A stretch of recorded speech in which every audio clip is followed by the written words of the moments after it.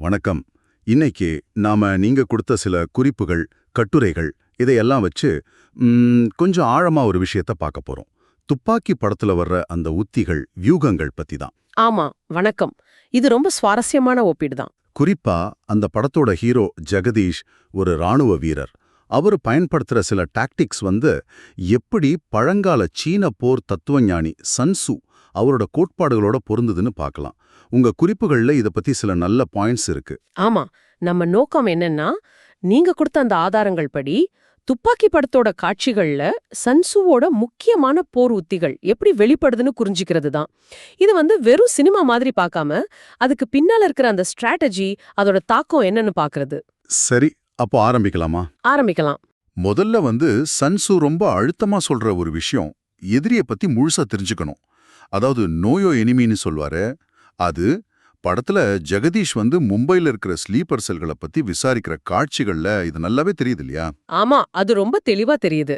அவர் பாருங்க, எவ்வளவு ரகசியமா சந்தேகப்படுற ஆட்களை கண்காணிக்கிறாரு, அவங்க பேசுறத ஒட்டு கேட்கிறாரு, அவங்க போற வர்ற இடங்கள் எல்லாத்தையும் ஃபாலோ பண்றாரு.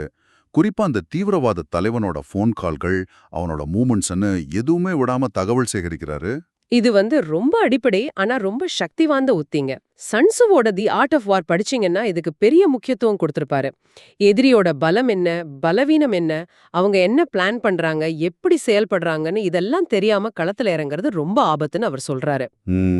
இப்படி செய்யறதுனால என்ன ஆகுதுன்னா, அவர் வெறும் தகவலை மட்டும் சேகரிக்கல, அத வச்சு எதிரியோட அடுத்த மூவ் என்னவா இருக்கும்னு முன்கூட்டியே கணிக்கிற திறனை வளர்த்துக்கிறாரு. இதுதான் அவரை எப்போதுமே ஒரு ஸ்டெப் முன்னாடி வைக்குது. ஆனா அந்த உளவு வேலைங்கிறது படத்துல எந்த அளவுக்கு ஆழமா காட்டுறாங்க? உங்ககிட்ட இருக்கிற அந்த குறிப்புகள்ல இத பத்தி ஏதாவது ஸ்பெசிஃபிக்கா இருக்கா? சும்மா கண்காணிக்கிறதோட நின்னுடுதா, இல்ல அதுக்கு மேல போகுதா? நல்ல கேள்வி. நீங்க கொடுத்த குறிப்புகள் சொல்ற மாதிரி இது ஏதோ மேலோட்டமா நோட்டம் விடுறதில்ல. அவங்களுடைய நெட்வொர்க் எப்படி இயங்குது, அவங்களுக்கு யார் யார் ஹெல்ப் பண்றாங்க, அவங்களோட ஃபண்டிங் எப்படி வருதுன்னு அந்த அளவுக்கு ஆழமா போறாரு. சன்சு சொல்ற மாதிரி எதிரிய பத்தின முழு படத்தையும் புரிஞ்சுக்க முயற்சி பண்றாரு. அதனாலதான் பின்னால நடக்க போற தாக்குதல்களை கரெக்டா கணிக்க முடியுது, தடுக்க முடியுது. அப்ப உளவுங்கிறது வெறும் இன்ஃபர்மேஷன் கேதரிங் இல்ல, அது ஒரு ப்ரெடிக்ஷன் டூல் மாதிரி ஆன விஷயம். ஏமாற்றுதல், எல்லா போர்களையும் ஏமாற்றுதலை அடிப்படையாக கொண்டதுன்னு அவர் சொல்றார். இது படத்துல ரொம்பவே ஓப்பனா தெரியுது. ஜெகதீஷ் ஒரு ஆர்மி ஆபீசருங்கிறத மறைச்சு லீவுக்கு வந்த ஒரு சாதாரண பையன் மாதிரி மும்பைல சுத்திக்கிட்டு இருக்காரு. ஆமா ஆமா, ஃபேமிலியோட டைம் ஸ்பெண்ட் பண்ற மாதிரி, ஃப்ரெண்ட்ஸோட ஜாலியா இருக்கிற மாதிரி ஒரு தோற்றத்தை கிரியேட் பண்றாரு. இது எதிரிகளை கொஞ்சம் அசால்ட்டா இருக்க வைக்குது இல்லையா? நிச்சயமா, இது வெறும் மறைக்கிறது மட்டும் இல்லைங்க, இது ஒரு சைக்கலாஜிக்கல் வார்ஃபேர். சன்சுவோட ஏமாற்று வித்தைங்கிறது இதுதான். உங்க உண்மையான பலம் என்ன, உங்க நோக்கம் என்னங்கிறத மறைச்சு எதிரிக்கு ஒரு தப்பான இமேஜ் கொடுக்கிறது. இங்க ஜெகதீஷ் தன்னோட ஆர்மி பேக்ரவுண்ட மறைக்கிறதுனால அந்த டெரரிஸ்ட் குரூப் அவரை ஒரு பொருட்டாவே மதிக்கல. இவன் சும்மா காலேஜ் பையன் மாதிரி இருக்கான் அப்படின்னு நினைக்கிறாங்க. இது பார்க்கறதுக்கு ரொம்ப சிம்பிளான டிசெப்ஷன் மாதிரி தெரியுதே. ஆனா நீங்க கொடுத்த குறிப்புகள்ல இது எவ்வளோ சக்சஸ்ஃபுல்லா இருந்துச்சுன்னு சொல்றாங்க. இவ்வளோ பெரிய ஆர்கனைஸ்டு டெரரிஸ்ட் குரூப்பை ஏமாத்துறதுக்கு இந்த சிம்பிள் டாக்டிக் எப்படி வேலை செஞ்சிருக்கும்? ஏன்னா அது எதிரியோட ஈகோவை தூண்டுது. அவங்க ஜெகதீஷ குறைச்சு மதிப்பிடும்போது அவங்க டிஃபென்ஸ்ல கொஞ்சம் கேப் விடுறாங்க. தங்களோட திட்டங்களை செயல்படுத்துறதுல அவசரப்படுறாங்க. சில தவறுகள் செய்யறாங்க. சன்சு இதத்தான் சொல்றாரு, உங்கள பலவீனமா காட்டிக்கோங்க, எதிரியோட கர்வத்தை வளர விடுங்கன்னு. அந்த கர்வம் தான் அவங்களோட வீழ்ச்சிக்கு ஒரு காரணமா அமையுது. ஜெகதீஷோட இந்த ஏமாற்றுதல் அவருக்கு டைம் வாங்கி கொடுக்குது, அப்புறம் எதிரியோட வீக்னஸ வெளிச்சம் போட்டு காட்டுது. இது இன்ட்ரெஸ்டிங்கா இருக்கு. சரி, அடுத்த கட்டத்துக்கு போலாம். முன்கூட்டியே தாக்குதல், அதாவது தாக்கப்படுவதற்கு முன் தாக்குங்கிற உத்தி. எதிரி அவங்களோட பிளானை எக்ஸிக்யூட் பண்றதுக்கு முன்னாடியே அதை முறியடிக்கிறது.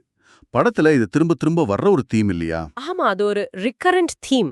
மும்பைல பல இடங்கள்ல தீவிரவாதிகள் வச்ச குண்டுகளை ஜெகதீஷ் பிரியம்டிவா கண்டுபிடிச்சு டிஃப்யூஸ் பண்ற காட்சிகள் இருக்கு. பஸ்ஸு, ரயில் ஸ்டேஷன் மாதிரி மக்கள் கூடுற இடங்கள்ல நடக்க இருந்த பெரிய குண்டுவெடிப்புகளை ஒரு தடுத்து நிறுத்துறார். இது சன்சு தத்துவத்தோட நேரடி அப்ளிகேஷன் மாதிரி இருக்கு. மிகச்சரியான பாயிண்ட். உங்க குறிப்புகள்லயும் இது தெளிவா இருக்கு. சன்சுவோட பார்வை என்னன்னா, பிரச்சனை பெருசாயி நம்மள பாதிக்கிற வரைக்கும் வெயிட் பண்ணக்கூடாது, அதை ஆரம்பத்திலே நசுக்கிடணும். ஜெகதீஷ் பண்றதும் அதான். குண்டு வெடிச்சதுக்கு அப்புறம் ரியாக்ட் பண்ணல, குண்டு வெடிக்கிறதுக்கு முன்னாடி அதை தடுக்கிறார். இதனால பெரிய ஆபத்து தவிர்க்கப்படுது. இது தற்காப்பு இல்ல, இது ஒரு முன்கூட்டிய பாதுகாப்பு நடவடிக்கை. அதாவது ப்ரோஆக்டிவ் டிஃபென்ஸ். ஆனா இப்படி முன்கூட்டியே செயல்படுறதுல ரிஸ்க் இருக்காதா? ஒருவேளை நம்ம கணிப்பு தப்பா இருந்தா, இல்ல நம்மளோட இந்த நடவடிக்கை எதிரியை இன்னும் உக்கிரமா செயல்பட தூண்டிப்பேர் என்ன பண்றது? சன்சு இது பத்தி ஏதாவது சொல்றாரா? நிச்சயம் ரிஸ்க் இருக்கு. அதனால தான் நான் முதல்ல சொன்ன அந்த உளவு, அதாவது இன்டெலிஜென்ஸ் ரொம்ப முக்கியம். உங்ககிட்ட சரியான ஆழமான தகவல்கள் இருந்தா மட்டும்தான் இந்த முன்கூட்டிய தாக்குதல் வேலைக்காகும். இல்லனா அது நெகட்டிவா கூட முடியலாம். சன்ஷுவும் அதை சொல்றாரு. தேவையில்லாம சரியா கணிக்காம எந்த சண்டையும் ஆரம்பிக்காதேன்னு. ஜெகதீஷ் விஷயத்துல அவர் அவ்வளவு தகவல்கள் சேகரிச்சதுனால அவர் பண்றது ஒரு கால்குலேட்டட் ரிஸ்க். புரியுது. அப்போ உளவு, ஏமாற்றுதல், முன்கூட்டிய தாக்குதல், அடுத்து டைமிங், சந்தர்ப்பத்தை பயன்படுத்திக்கொள் அப்படிங்கிற தத்துவம், கரெக்ட் டைம்க்காக வெயிட் பண்ணி அடிக்கிறது, இதுவும் படத்துல ரொம்ப முக்கியமா தெரியுது. ஆமா, டைமிங் ரொம்ப முக்கியம். ஜெகதீஷ் பாருங்க, அவசரப்பட்டு எந்த முடிவும் எடுக்கிறதில்ல.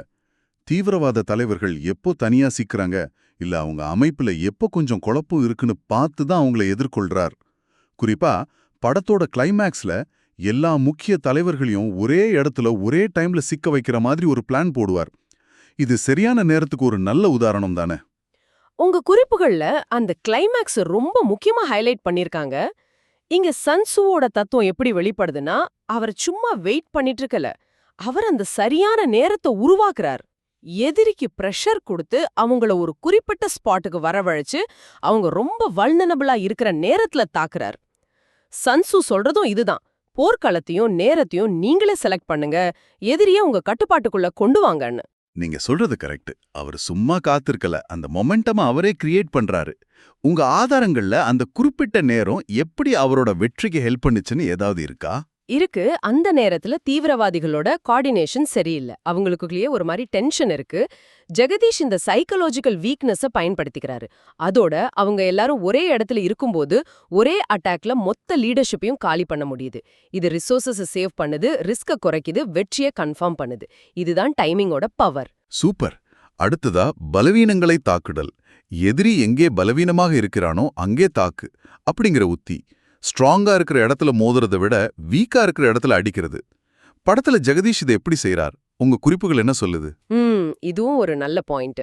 அவர் நேரடியா தீவிரவாதிகளோட சண்டை போடுறதை விட அவங்க சிஸ்டத்துக்குள்ள இருக்கிற ஓட்டைகளை டார்கெட் பண்றார். சில லோக்கல் கரப்ட் ஆஃபீஸர்ஸ், சில சமயம் அவருக்கு ஹெல்ப் பண்ற மாதிரி இருக்கிற சிவிலியன்ஸ், இவங்களெல்லாம் பயன்படுத்துறார். குறிப்பா தீவிரவாதிகள் டீம்குள்ளேயே இருக்கிற ஒரு ஆளை வச்சு தப்பான தகவல்களை கொடுத்து அவங்களுக்குள்ளேயே ஒரு கன்ஃபியூஷனை, சந்தேகத்தை ஏற்படுத்துறார். இந்த மாதிரி இன்சைடர் வாளைகள் பத்தி உங்க குறிப்புகள்ல இருக்கு. இது சன்சுவோட உத்திகள்லயே ரொம்ப நுட்பமானது. அதாவது டைரக்ட் கான்ஃபரன்டேஷன்ல எப்பவும் இழப்புகள் ஜாஸ்தி. ஆனா எதிரியோட அமைப்புக்குள்ளேயே ஊடுருவி அவங்களோட கம்யூனிகேஷனை உடைக்கிறது, அவங்களோட நம்பிக்கையை குலைக்கிறது, அவங்களோட பிளானிங்கையே தடுக்கிறது. இது குறைஞ்ச இழப்புல பெரிய டேமேஜை ஏற்படுத்தும். ஜெகதீஷ் அந்த இன்சைடர் வேலை மூலமா செய்யறது அதான். எதிரிய வெளியில இருந்து அட்டாக் பண்றதை விட உள்ள இருந்து வீக் ஆக்குறது பல மடங்கு எஃபெக்டிவ். இத உள்ளாட்களை பயன்படுத்துறதே, இது எதிரியோட அந்த ஸ்ட்ரக்சரை உடைக்கிறதுக்கு எவ்வளவு பவர்ஃபுல்லா இருக்கும்னு நினைக்கிறீங்க? ரொம்ப பவர்ஃபுல். ஏன்னா இது எதிரியோட நர்வ் சிஸ்டத்தை தாக்குற மாதிரி. அவங்களோட டிசிஷன் மேக்கிங் எபிலிட்டியை பாதிக்குது, அவங்க செயல்பாடுகளை முடக்குது. நேருக்கு நேர் சண்டை போட்டு ஜெயிக்கிறது ஒரு வகை வெற்றினா, சண்டையே இல்லாம எதிரிய உள்ளிருந்தே காலி பண்றது தான் சன்சு சொல்ற ஹையஸ்ட் ஃபார்ம் ஆஃப் விக்டரி. ஜெகதீஷோட இந்த மூவ் அதை நோக்கி ஒரு படி மாதிரி தெரியுது. உண்மைதான். சரி, இப்போ நாம பார்க்க போற கடைசி தத்துவம் நெகிழ்வுத்தன்மை, அதாவது ஃப்ளெக்சிபிலிட்டி. சூழ்நிலைகளுக்கு ஏற்ப தன்னை மாற்றிக்கொள்வது. ஏன்னா போர்ல சிச்சுவேஷன் மாறிட்டே இருக்கும், அதுக்கேத்த மாதிரி நம்ம பிளான்ஸையும் அப்ரோச்சையும் மாத்திக்கிட்டே இருக்கணும். இது ரொம்ப ரொம்ப முக்கியம். படத்துல இதுக்கு ஒரு கிளியர் எக்ஸாம்பிள் இருக்கு. தீவிரவாதிகள் அவங்க பிளானை மாத்தும்போது, உதாரணமா அந்த ஹியூமன் பாம் கான்செப்டை கொண்டு வரும்போது, ஜெகதீஷும் உடனே தன்னோட பிளானை மாத்துறார். அந்த பாம்பை தேடி போறதுல இருந்து திடீர்னு தீவிரவாதிகளா ஹாஸ்டேஜா பிடிச்ச தன்னோட டீம்மேட்ஸை காப்பாத்த ப்ரையாரிட்டி கொடுக்கறார். இந்த உடனடி மாற்றம், இது ஒரு நல்ல உதாரணம் இல்லையா? ஆமா, உங்க குறிப்புகள் இத அடாப்டபிலிட்டி இன் கிரைசிஸ்னு கரெக்டா சொல்லுது. சன்சு இதுக்கு பெரிய இம்பார்ட்டன்ஸ் கொடுக்கறாரு. அவர் என்ன சொல்றாருன்னா, தண்ணீருக்குன்னு ஒரு நிலையான வடிவம் கிடையாது, அது எந்த பாத்திரத்துல இருக்கோ அந்த வடிவத்தை எடுக்கும். அதே மாதிரி போர்லயும் நிலையான உத்திகள்னு எதுவும் கிடையாது, எதிரிக்கும் சூழ்நிலைக்கும் ஏத்த மாதிரி மாத்திக்கிட்டே இருக்கணும். ஜெகதீஷோட வெற்றிக்கு இந்த ஃபிளெக்சிபிலிட்டி ஒரு முக்கிய காரணம். ஒருவேளை இந்த நெகிழ்வுத்தன்மை இல்லைன்னா என்ன ஆயிருக்கும்? ஜெகதீஷ் தன்னோட ஒரிஜினல் பிளான்லயே ஸ்டிக் பண்ணியிருந்தா நிலைமை கைமீறி போயிருக்கும். ரொம்ப சிம்பிள். தீவிரவாதிகள் ஒரு ஸ்டெப் முன்னாடி போயிருப்பாங்க. நெகிழ்வுத்தன்மை இல்லைனா நீங்க சூழ்நிலைக்கு ரெஸ்பாண்ட் பண்ண மாட்டீங்க. சூழ்நிலை உங்களை கண்ட்ரோல் பண்ண ஆரம்பிச்சிடும். ஜெகதீஷ் உடனுக்குடன் தன்னோட வியூகத்தை மாத்துனதால தான் அவரால சுச்சுவேஷனை தன் கண்ட்ரோல்குள்ள கொண்டு வர முடிஞ்சது, லாஸ குறைக்க முடிஞ்சது, கடைசியில ஜெயிக்கவும் முடிஞ்சது. இதுதான் பிளானிங்குக்கும் கலை யதார்த்தத்துக்கும் உள்ள வித்தியாசத்தை புரிஞ்சுக்கிட்டு செயல்படுறது. ஆக நாம இப்ப பார்த்த இந்த 6 முக்கியமான தத்துவங்கள், உளவு, ஏமாற்றுதல், முன்கூட்டிய தாக்குதல், சரியான நேரம், பலவீனங்களை தாக்குதல், நெகிழ்வுத்தன்மை, இது எல்லாமே ஜெகதீஷோட நடவடிக்கைகள்ல ரொம்ப தெளிவா வெளிப்படுது. சன்சுவோட போர்க்கலைக்கும் துப்பாக்கி படத்துக்கும் நடுவுல இருக்கிற இந்த கனெக்ஷன் எவ்வளவு ஸ்ட்ராங்கா இருக்குன்னு நினைக்கிறீங்க உங்க குறிப்புகள் அடிப்படையில? நீங்க கொடுத்த ஆதாரங்கள் சொல்றத வச்சு பார்த்தா இந்த இணைப்பு ரொம்ப ரொம்ப வலுவா இருக்கு. கிட்டத்தட்ட ஒரு 85-90% வரைக்கும் கூட பொருந்தி போகுதுன்னு உங்க குறிப்புகள் சொல்லுது. இது ஏதோ எதேச்சியா தற்செயலா நடந்த ஒன்னா தெரியல. ஒரு நல்லா யோசிச்சு பண்ணுன உத்தி சார்ந்த திரைக்கதை இது அப்படின்னு தோணுது.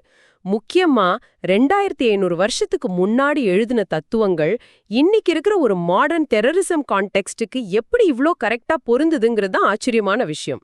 அப்ப மொத்தத்துல இதுல இருந்து நாம எடுத்துக்க வேண்டிய விஷயம் என்ன? மேலோட்டமா பார்க்கும்போது ஒரு பக்கா கமர்ஷியல் ஆக்ஷன் படம் மாதிரி தெரிஞ்சாலும் துப்பாக்கிக்குள்ள இவ்ளோ நுணுக்கமான டைம் டெஸ்டட் போர் உத்திகள் மறைஞ்சிருக்குங்கிறது தான் இந்த ஆய்வோட ஒரு ஹைலைட் இல்லையா? நிச்சயமா இது ஒரு நல்ல கண்ணோட்டம். இப்போ அதாவது இதை கேட்குற நீங்க யோசிக்க வேண்டிய ஒரு கேள்வி இருக்கு. நாம இன்னைக்கு ஒரு சினிமா கேரக்டரோட உத்திகளை சன் சூ தத்துவத்தோட ஒப்பிட்டோம். இதே மாதிரி ஒரு பார்வைய நம்ம டெய்லி பார்க்குற மற்ற கதைகள், நியூஸ், ஏன் நம்மளோட சொந்த வாழ்க்கை சூழல்கள் மேல செலுத்தினா என்னென்ன தெரியும்? நாம சாதாரணோன்னு நினைக்கிற விஷயங்களுக்கு பின்னால இருக்கிற இந்த மாதிரி டீப்பர் லேயர்ஸ், ஸ்ட்ராட்டஜிஸ், இதையெல்லாம் தேடி போறது, அதை அனலைஸ் பண்றது நமக்கு எந்த வகையில யூஸ்ஃபுல்லா இருக்கும்? இது கொஞ்சம் யோசிச்சு பாருங்க. நிச்சயமா யோசிக்க வேண்டிய கேள்வி. ரொம்ப அருமையான அலசல். இதோட இந்த உரையாடலை முடிச்சுக்கலாம். கேட்ட எல்லாருக்கும் நன்றி. நன்றி.